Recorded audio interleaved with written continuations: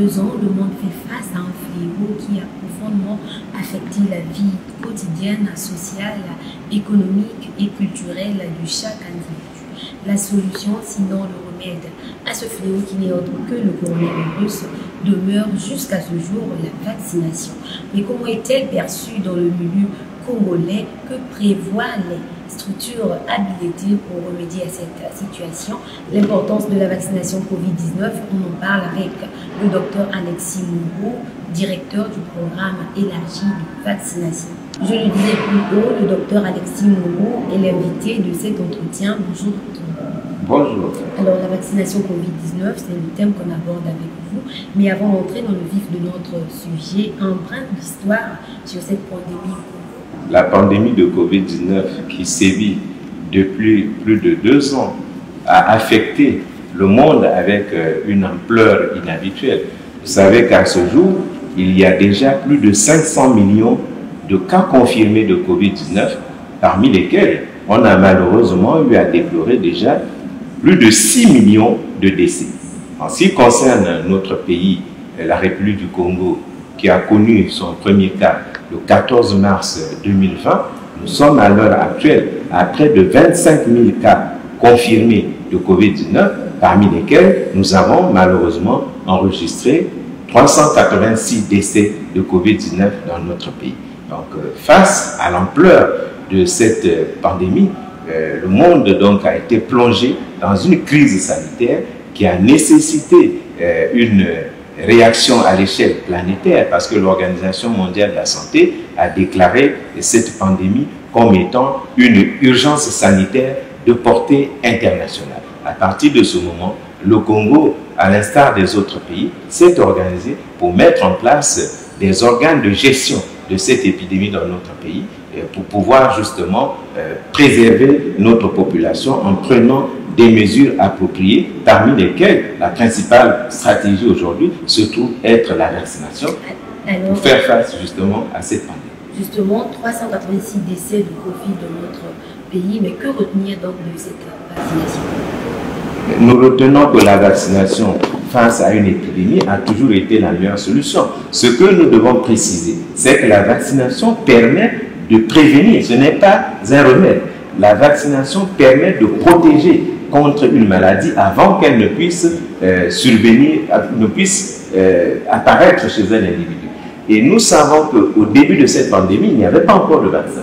Le vaccin a été découvert avec une vitesse inhabituelle parce que la menace était telle qu'il fallait trouver la solution. Et la solution face à une maladie infectieuse qui sévit sur le mode épidémique ou de pandémie comme ce fut le cas, comme c'est le cas pour la COVID-19, c'est la vaccination. La vaccination, vous le savez, est une intervention majeure de santé publique parce que chaque année, selon l'Organisation mondiale de la santé, la vaccination à elle seule permet d'éviter 3 millions de décès dans le monde. Et nous savons que si la vaccination est déployée de façon optimale, ce chiffre peut être porté jusqu'à 4 millions de décès évités. Voilà pourquoi le monde a mobilisé toutes les ressources pour pouvoir mettre au point très rapidement un vaccin et faire face à cette menace planétaire.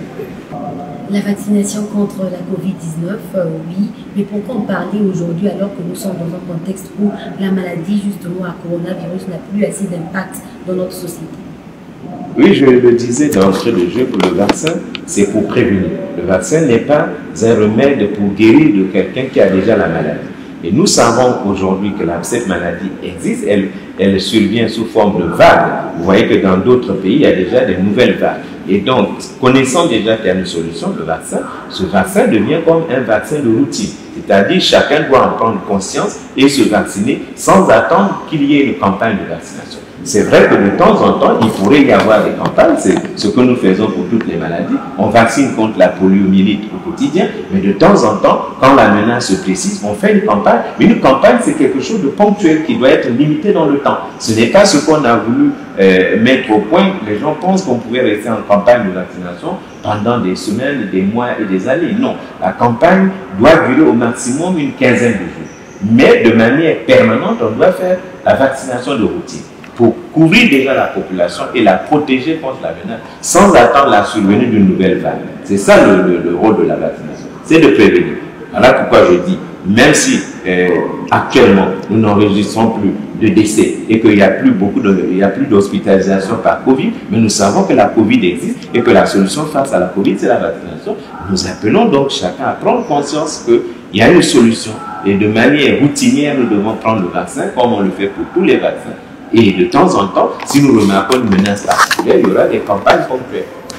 Alors, est-ce que lors de ces campagnes, vous atteignez quand même des objectifs fixés? Nous avons engagé la vaccination dans notre pays depuis le 25 mars 2021. L'objectif fixé par l'Organisation mondiale de la santé, c'est de pouvoir vacciner 70% de notre population d'ici le mois de décembre 2022. Et à l'heure actuelle, nous sommes à une couverture vaccinale de près de 12% de la population générale de Congo. Et donc de près de 18% par contre de la population ciblée par cette vaccination à l'heure actuelle. Mais nous sommes en train de revoir au cours d'un atelier qui est en cours en ce moment la cible si nous devons prendre plus de personnes parce qu'actuellement nous ne pouvons prendre que 60% de la population puisque nous avons limité à plus de 15 ans. Mais il est maintenant démontré que ces vaccins permettent de vacciner jusqu'à des enfants, c'est-à-dire à des personnes allant jusqu'à l'âge de 5 ans. Et nous voulons dans notre pays au moins prévoir déjà dans les prochains mois de pouvoir descendre la cible en prenant jusqu'à l'âge de 12 ans, ce qui nous permettra d'être sûr de couvrir au moins 70% de la population générale. Alors, est-ce qu'en parlant justement de vaccination, quels sont les types de vaccins administrés ici en République du Congo? Actuellement, dans notre pays, nous avons 4 vaccins contre la COVID, 4 types de vaccins contre la COVID-19 qui ont eu l'autorisation temporaire d'utilisation dans notre pays.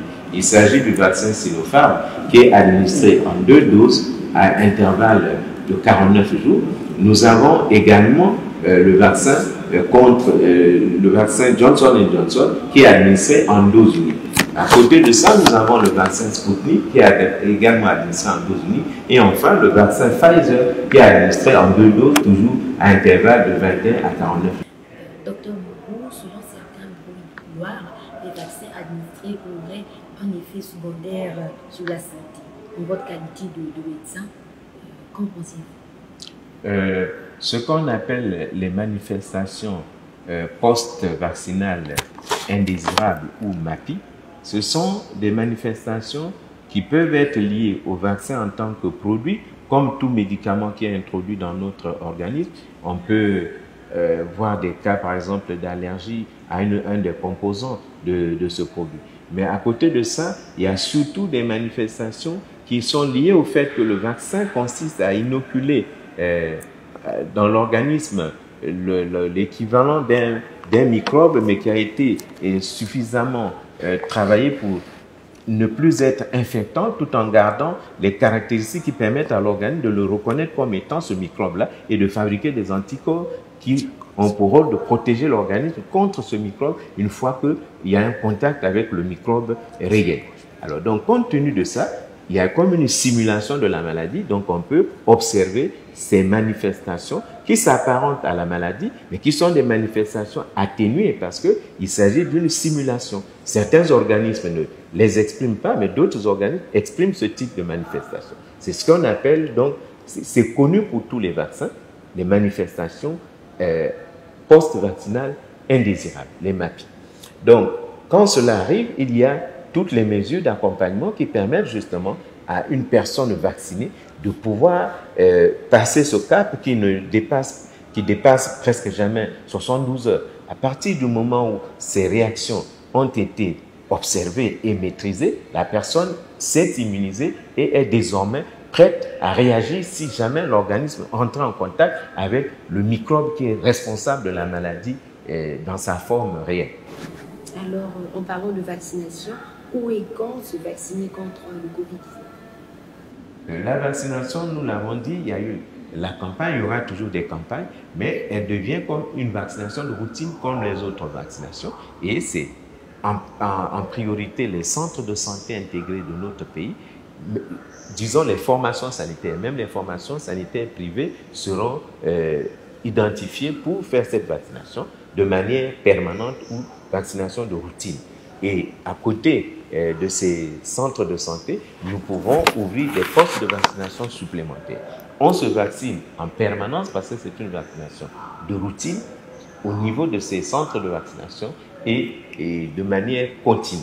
À côté de ça, il y aura des campagnes et toutes les personnes qui font partie de la cible, c'est-à-dire âgées de 12 ans et plus, peuvent se faire vacciner, mais il y a des personnes qui sont particulièrement vulnérables. C'est le personnel de santé, parce qu'il est exposé, ce sont les personnes âgées, ce sont des personnes qui portent déjà une maladie chronique, qui lorsqu'elle peut, si jamais elle était associée à Covid, il y aura cette notion de comorbidité, c'est-à-dire une augmentation des risques qui peut conduire naturellement aux complications et au décès.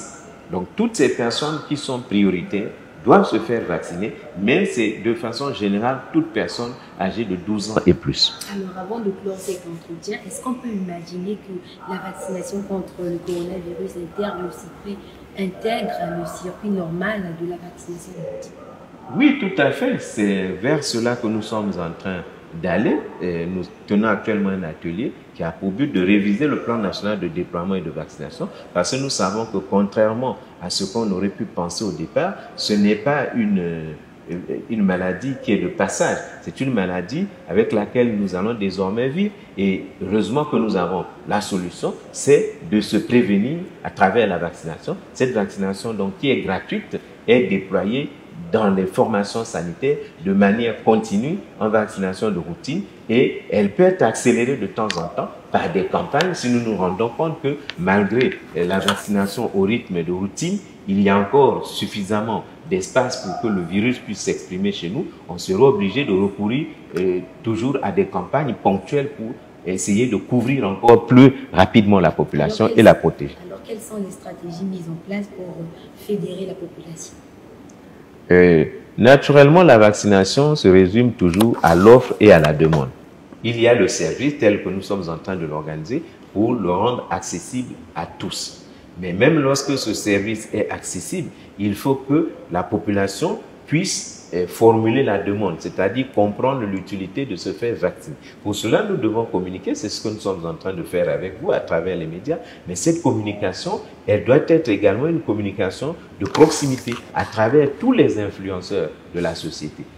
Les journalistes que vous êtes, les autres leaders d'opinion, que ce soit les artistes, que ce soit les autorités politico-administratives, que ce soit les responsables de famille, les autorités, les responsables de quartier, les responsables de bloc, toutes les personnes que l'on considère comme des influenceurs, les confessions religieuses, doivent justement s'associer pour porter le bon message et amener la population à adhérer, ce qui va permettre d'avoir une demande qui va rencontrer cette offre, qui est une offre assurée par le gouvernement, qui garantit des vaccins de qualité, qui déploie la vaccination sur toute l'étendue du territoire pour permettre à tout le monde d'y accéder.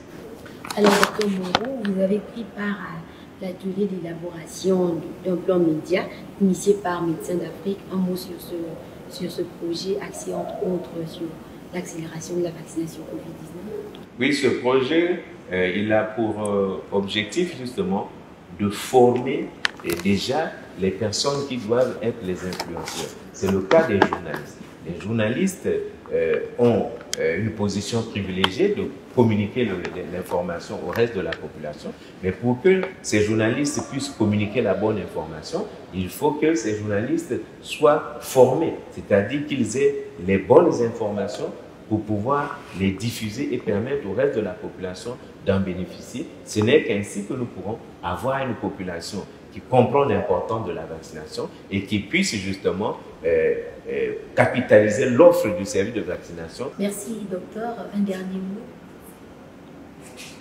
Nous savons que la vaccination, je le disais, se résume à l'offre et à la demande.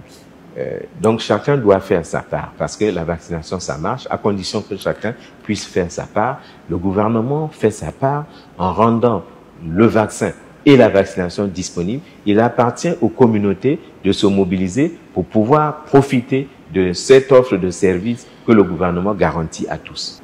Mesdames, Messieurs, c'est la fin de cet entretien axé sur l'importance de la vaccination Covid-19 qui a connu la participation du docteur Alexis Moreau-Mouyouka, directeur du programme élargi de vaccination. Portez-vous bien, à très bientôt.